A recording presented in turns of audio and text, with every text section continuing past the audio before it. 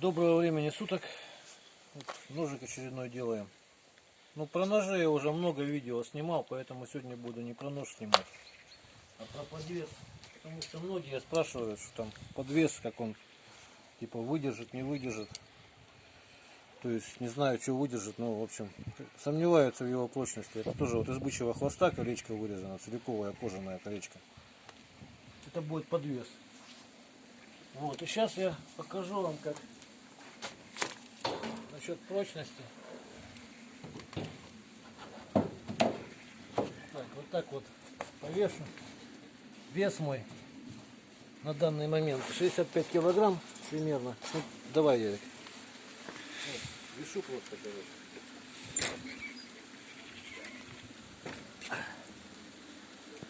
Подтянулся маленько. Ну, в общем, примерно так. Так. Вот он подвес. То есть ничего ему не будет. Так что можете не переживать. Подвесы надежные. Всего доброго, до свидания.